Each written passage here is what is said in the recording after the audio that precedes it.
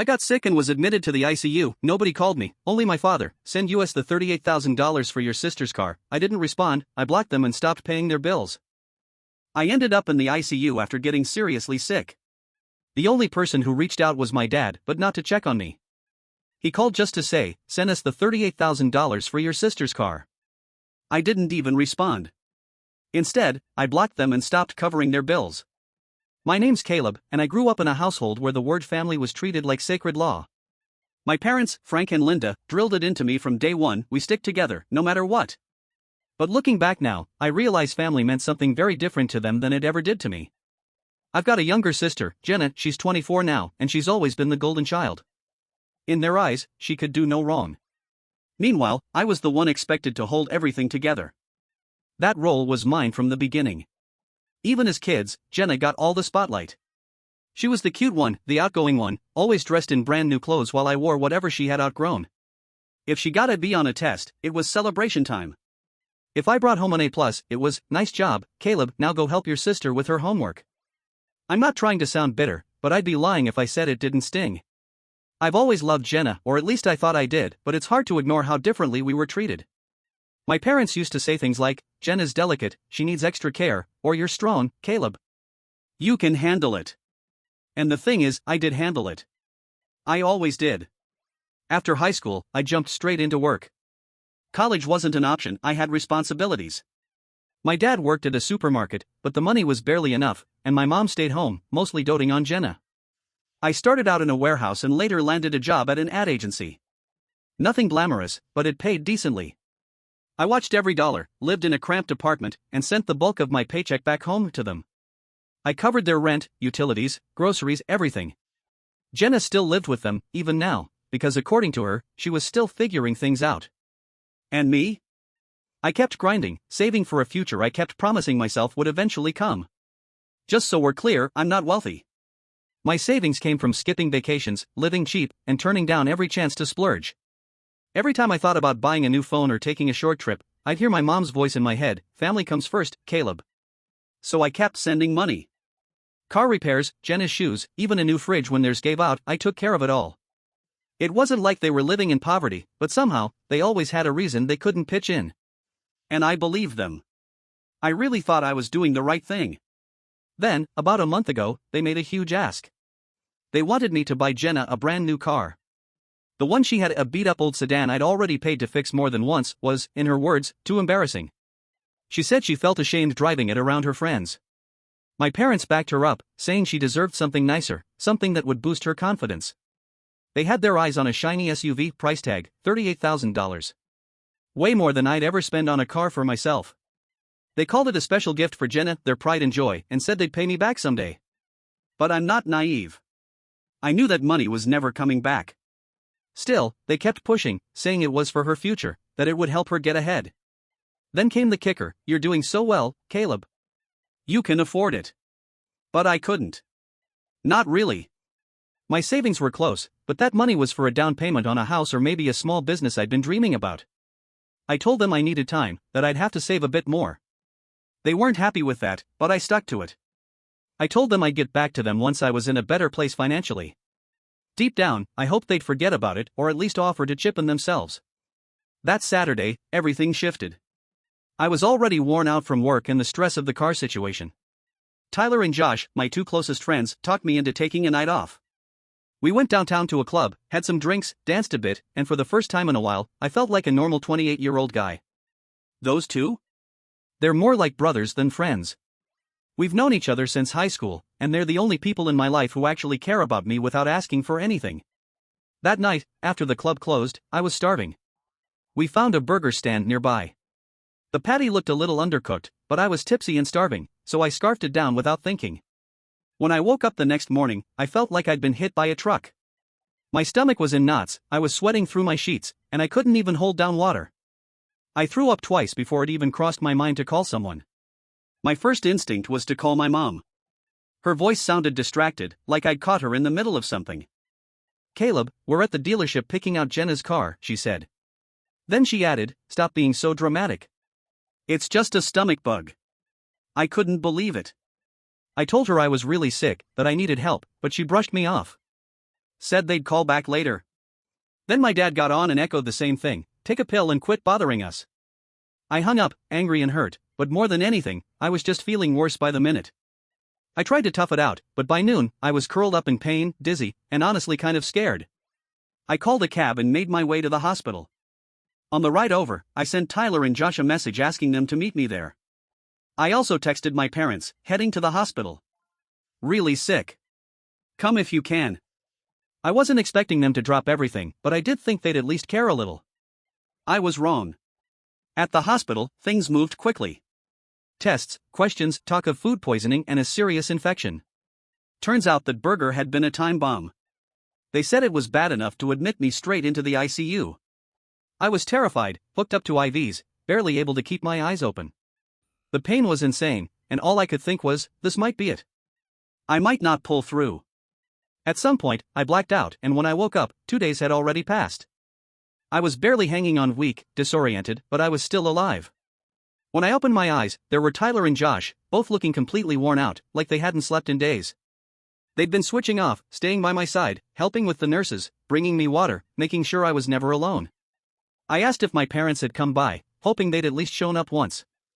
The way Tyler and Josh looked at each other made my stomach turn. Tyler shook his head and said quietly, "They didn't come, man." He told me they had tried calling my parents, but they said they were too busy. Too busy doing what? Picking out Jenna's car. I grabbed my phone with shaking hands and saw 20 missed calls. Just one text. I opened it, expecting something, maybe a "we're on our way," or even a "hope you're okay." But no. The message said, "Why the hell aren't you answering? We need the $38,000 for Jenna's car. Send it now or there will be consequences." I just stared at the screen, heart pounding. Not a single word about how I was doing, not even a hint of concern. I'd been unconscious in the ICU for 2 days, and all they cared about was the damn car. It hit me like a punch to the gut, but deeper, this wasn't just bad food, this was betrayal. For years, I had carried that family on my back. Paid their bills. Put my own life on pause. Bit my tongue every time I felt overlooked. All because I believed in that idea, family comes first. But when I needed them most, lying in a hospital bed thinking I might not make it, they couldn't even be bothered to show up. Right then, something in me snapped. I realized they weren't really my family. They were takers. Frank, Linda, Jenna, they didn't care if I lived or died. They just cared about what I could provide. And there were Tyler and Josh, exhausted, concerned, sitting with me day and night. They were more family than the people who raised me. I didn't say much at the time. I didn't have the strength. But in that moment, I made a decision. When I walked out of that hospital, everything was going to change. 3 days later, I was discharged. Still shaky, still healing, but my head was finally clear. First thing I did when I got back to my apartment was log into my bank account. I stopped every automatic payment I'd been sending, the rent, the utilities, Jenna's cell phone bill, all of it. I knew the end of the month was coming, and soon enough, they'd notice. Part of me wanted to avoid the blow-up. But the part that was done being used? That part wanted them to come to me. I wanted to look them in the eyes and say everything I'd been holding back for years. And as if the universe was on my side, 5 days after I got home, someone knocked on my door. It was Saturday morning. I was having my coffee, trying to enjoy the first moment of peace I'd had in weeks, when the doorbell rang. I peeked through the peephole. There was my dad, Frank, with that usual sour expression he wore whenever life didn't go his way. Right next to him stood my mom, arms crossed tight, and Jenna glued to her phone like she couldn't care less. They didn't knock gently. They didn't say hello. It was like they walked in ready for a fight. I opened the door, and before I could get a word out, my dad barged in, furious. "What the hell did you do, Caleb?" he snapped. "The landlord says the rent hasn't been paid, and they're shutting off the utilities." My mom followed, giving me the disappointed look she always used to guilt-trip me. "You're being so selfish, Caleb. How could you do this to us?" Jenna barely stepped inside. She leaned in the doorway, still scrolling on her phone, like none of it mattered. I stood in the middle of my living room, the anger starting to build in my chest. Not one of them said hi. Not a single word about me almost dying. They came straight in like I was their employee, like I had failed to do my job. I held back, knowing that if I let it all out right away, I'd never get through what needed to be said. "Sit down," I told them, motioning to the couch. My voice came out colder than I expected. They gave each other confused glances, like they couldn't understand why I wasn't jumping to fix things. Jenna finally looked up from her phone and said, "What's wrong with you? You didn't even send the $38,000 for my car. What's the big deal? You've always paid for everything, why are you acting brand new?" Her tone was smug, like I owed her something. And that hurt more than I expected. Jenna, the sister I used to protect, was talking to me like I was some broken down ATM. I took a breath, trying to stay composed. "Sit down," I said again, more firmly this time. My dad grumbled, but they sat, still staring at me like I was the problem. And then I let it all out. Years of resentment, pain, and silence came boiling to the surface. "You want to know what's wrong?" I started, voice shaking with rage. I was in the ICU. The ICU. Vomiting, passing out, thinking I wasn't going to make it. "And where the hell were you?" I looked straight at them. "I told you I was sick. I begged for help. And what did you do? You told me to take a pill. You said you were busy buying Jenna a car." My voice rose. "Are you serious? A car? Is that all my life's worth to you, $38,000 and a new paint job?" My dad tried to interrupt. "Caleb, don't be so dramatic. We were busy. You always exaggerate." "No," I shouted. "Not this time. You don't get to talk over me. You're going to listen for once." I stood there, heart pounding, eyes locked on theirs. For years, I've covered every expense. Rent, food, utilities, Jenna's phone, her shopping sprees. And for what? So you could treat me like a walking wallet? Like I was here to serve you? I looked at my dad. 20 missed calls. And the only message you sent was about the money. I turned to my mom. "You're not ashamed of that? Not even a little?" She opened her mouth, trying that soft, manipulative tone she always used. "Caleb, don't do this. We're your family. We've always been there for you." I laughed. A bitter, joyless laugh that came out before I could stop it. "Been there? Really? When? When you needed help paying for Jenna's latest whim? When you reminded me how strong I was so I could handle everything alone?" My voice dropped to a whisper. "You were never there for me. Not once."